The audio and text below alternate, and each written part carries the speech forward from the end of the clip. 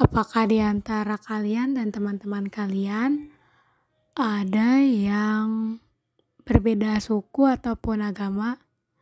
Jika ada, kalian sangat beruntung karena dapat mengenal budaya serta pembelajaran baru. Selain itu, lingkungan majemuk bisa memberikan kalian referensi dalam pertemanan yang lebih luas. Indonesia adalah negara dengan sejuta keberagaman. Keberagaman yang ada telah menjadi simbol persatuan yang dikemas dalam bingkai Bhinneka Tunggal Ika. Oleh karena itu, kita harus menjaganya agar tetap utuh dan harmonis.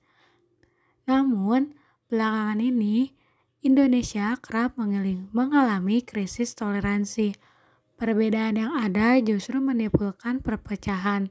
Padahal, perbedaan itu sendirilah yang seharusnya membuat toleransi menjadi indah karena lebih berwarna. Sebagai warga negara yang baik, tentunya kita harus tetap menjaga persatuan dan kesatuan dengan menganut paham toleransi. Jangan sampai Indonesia terpecah belah akibat isu-isu negatif. Ingat kata pepatah, bersatu kita teguh, bercerai kita runtuh.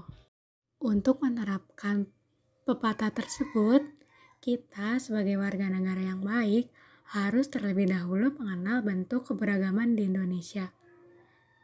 Bentuk keragaman di Indonesia adalah negara yang kaya, baik dari sumber daya alam maupun keberadaannya. Ada beberapa bentuk keberagaman di Indonesia, mulai dari keberagaman suku, keberagaman agama, keberagaman ras, dan juga keberagaman anggota golongan. Pertama itu keberagaman suku. Indonesia merupakan negara kepulauan. Dari geografis yang berbeda-beda tersebut, Indonesia memiliki banyak sekali suku. Suku bangsa yang disebut dengan etnik dapat diartikan sebagai pengelompokan atau penggolongan orang-orang yang memiliki satu keturunan.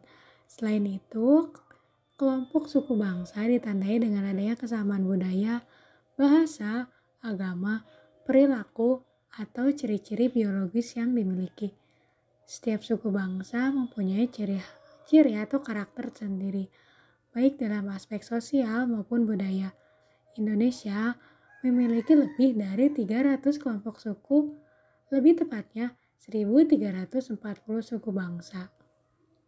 Contoh yang sering kali ditemui yaitu suku Betawi yang berasal dari DKI Jakarta, suku Jawa, Sunda, Baduy yang berasal dari Banten, suku Sunda yang berasal dari Jawa Barat, suku Bali, Sasak, Bima, Sumbawa, Bojo, Dompu, Tarlawi, Lombok yang merupakan dari NTB, suku Melayu, Dayak, Imban, Embalu, Punan, Kayan, Kantuk, Embalo, Bugan, Bukat, dan Mayuke yang berasal dari Kalimantan Barat, suku Gorontalo yang berasal dari Gorontalo, suku Ambon, Kei, Tanimbar, Seram, Saparua, Aru, Kisar yang berasal dari Maluku, suku Aceh, suku Ala, suku Gayo, suku Kluet, suku Simelu, suku Singkil, suku Tamiang, dan suku Ulu yang berasal dari Nangro Aceh Darussalam, suku Melayu yang berasal dari Bangka Belitung, suku Melayu dan Laut berasal dari Kepulauan Riau, dan suku-suku lainnya yang berasal dari Indonesia. Kedua itu keberagaman ras.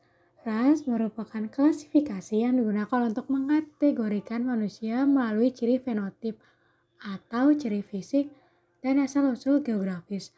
Asal mula keberagaman ras di Indonesia disebabkan oleh beberapa faktor, seperti bangsa asing yang singgah di tanah air, sejarah penyebaran ras dunia, dan juga kondisi geografis. Ada beberapa ras yang tersebar di berbagai wilayah di Indonesia, yaitu ras Malayan Mongoloid yang berada di Sumatera, Jawa, Bali, Nusa Tenggara Barat, Kalimantan, dan Sulawesi. Ras Melanesoid mendiami wilayah Papua, Maluku, dan juga Nusa Tenggara Timur.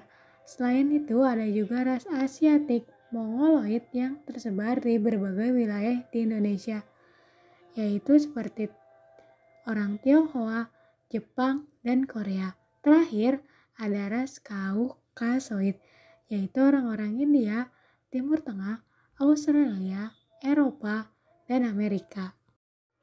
Dan hal yang terpenting dari segala hal yaitu pentingnya menjaga toleransi di dalam keberagaman loh. Meskipun Indonesia adalah negara yang kaya akan perbedaan dan keberagaman, hal tersebut membuat Indonesia rentan terpecah belah akibat perbedaan yang ada. Perpecahan di masyarakat bisa memicu konflik yang menimbulkan kerugian banyak pihak. Oleh karena itu, diperlukan sifat toleran dan juga tenggang rasa terhadap perbedaan dan kemajemukan di masyarakat. Sifat toleransi haruslah ditanamkan sejak dini supaya bisa menerima perbedaan yang ada.